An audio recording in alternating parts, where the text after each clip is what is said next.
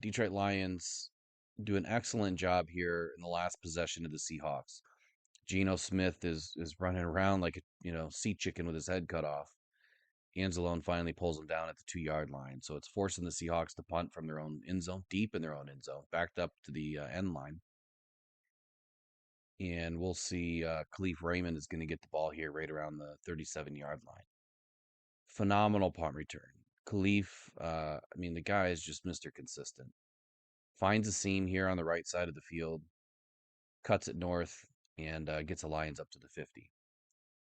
What I didn't appreciate is that should have been an unnecessary roughness tackle right there. Refs didn't call it. They called it on the Lions earlier, but they didn't call it on the Seahawks.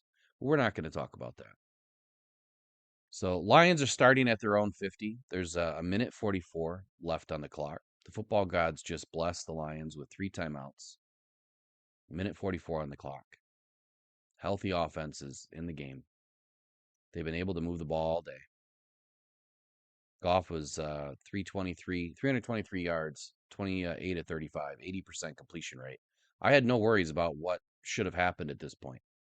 So 1st and 10, first pass to Josh Reynolds for 12 yards. So that's about a 6-second play. Lions could have called a timeout. Let's call it 10 seconds, okay? There should have been about a minute 35 on the clock right, when they line up for their second play, which is going to be 1st and 10 from the Lions 38. And the reason why that's important is they have 3 timeouts. So call a timeout, preserve the clock. You now have, 3 more plays in front of you that you can work the clock. You could do another pass on 1st down if it doesn't work out. You could do a run on 1st down if it doesn't work out. You still have time and have timeouts.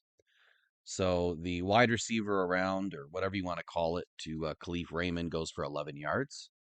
The problem that I have is from the first play to then the second play, the Lions let 39 seconds come off the clock. Where was the hurry-up offense? Then the Lions are 1st and 10 from the 27 after this completion to Gibbs. So I'll say it again. From the first play to the second play, 39 seconds. From the second play to the third play that you just saw there to Gibbs, we're looking at another 33 seconds come off the clock. Essentially, 3 plays in a minute and 13 seconds. Or I'm sorry, minute and 11 seconds come off the clock. 3 plays. When any other team would have run 3 plays in less than 30 seconds. So let's just stop it right here for a second and talk about this. 1st and 10 at the 50. You throw the ball to Josh Reynolds for 12 yards. You get a 1st down. Minute 44 on the clock. Let's just say you let it go down to a minute 35. You call a timeout. Minute 35, it's 1st down and 10 at the Seahawks 38. You do an end around, wide receiver around, whatever you want to call it, to Khalif Raymond for another 11 yards, giving you another 1st down. Let's say 15 seconds come off the clock here. So now you're at a minute 20. You've used your second timeout. Well, you know that you want to save that last timeout in case you have to kick the field goal, right? So the Lions are at the 27-yard line. They've called their second timeout. There's a minute 20 left on the clock. They then throw a pass to Gibbs. They're now at the 23-yard line. We'll say 10 seconds came off the clock. They're at a minute 10. You hurry up to the line.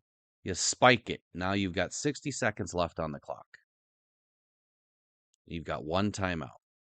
You've got 3 plays to either get in the end zone or kick a field goal. 60 seconds is eternity in the NFL. So from the 23-yard line, 1st down, the Lions could have legitly taken 2 shots at the end zone. 2nd down to the end zone, 3rd down to the end zone. If it doesn't work out, you kick the field goal, you go to OT. That would have been the easiest way to manage the clock, use the clock.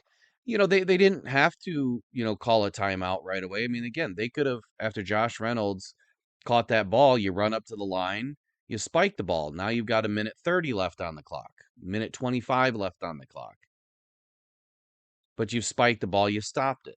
Now it's second down. You do the deal to Khalif Raymond. He does his end around.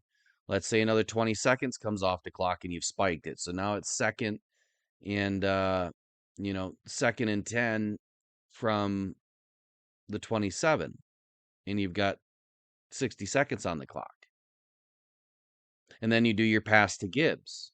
At that point, you could have called your first timeout, so you still had 2 timeouts left. You got 50 seconds left on the clock, and you've got, all 3 downs, or all 4 downs, if you will. I think you see where I'm going here. The Lions should have hurried up to the line. They should have used the clock spike, management, and they should have utilized timeouts as needed, reserving 1 to ensure that they could kick the field goal. They didn't take any shots at the end zone. But when you're around the 25-yard line, why are we not seeing Laporta or somebody run up the seam? Why are we not seeing Gibbs run out of the backfield, run up through the middle? Why didn't we see a 4 or 5 wide set where that the Seahawks are not going to be able to contain Gibbs and Brown and Laporta or Josh Reynolds or Khalif Raymond or all the above? They're not going to be able to hold all of them without creating a penalty or leaving somebody open. So that's why I wanted to do this, because what we see next is, the Lions just dinking and dunking it and throwing it into the ground. And look, I get why Goff did it. He didn't want an interception. He didn't want a turnover. He didn't want, an opportunity for the Seahawks to end the game either. So, the next few plays, he's being very cautious. For whatever reason, he didn't have an option to the end zone. When we see it this play right now, we're going to see somebody run across the middle and be wide open, but the ball goes into the dirt. Josh Reynolds was wide open across the middle around the 10-yard line. And he could have snaked into the end zone. Either way, the Lions had timeouts to stop the clock. This is just poor game management, in my opinion, by the Detroit Lions. You got to play to win the game. So I hope we don't see it again.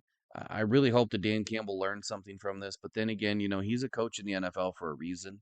The guy is very intelligent. You win some, you lose some, right? But I feel like in this case, you're gambling on this opportunity of your defense stopping the Seahawks, and then that you're going to win this coin toss. You've got a 50-50 shot to win a coin toss.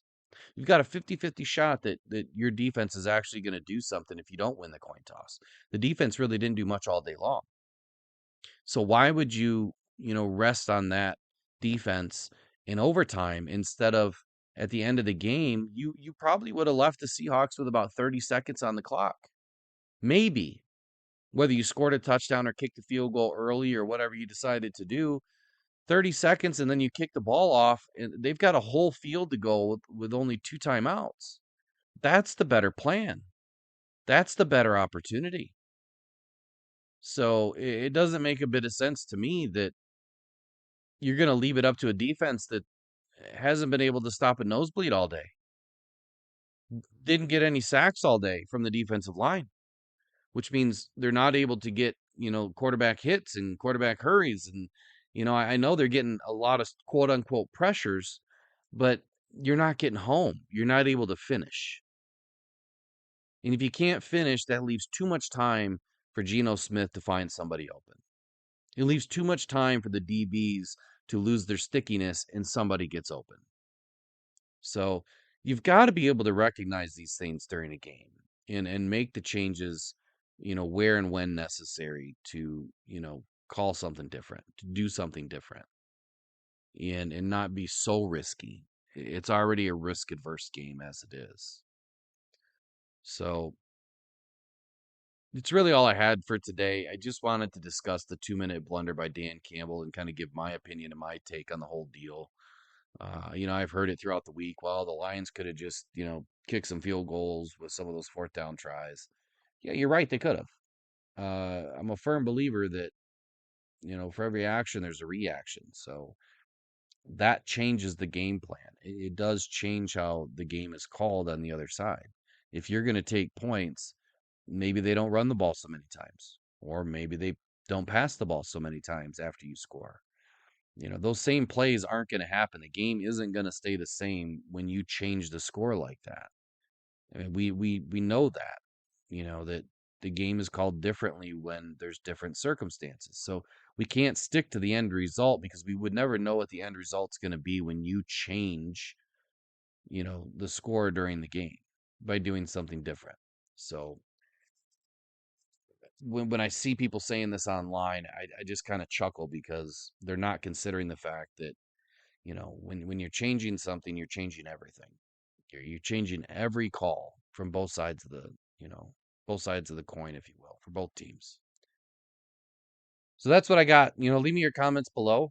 Let me know what you guys think. Would you have rather seen Dan Campbell, push it to the end zone and take the field goal as a last opportunity to tie the ball game?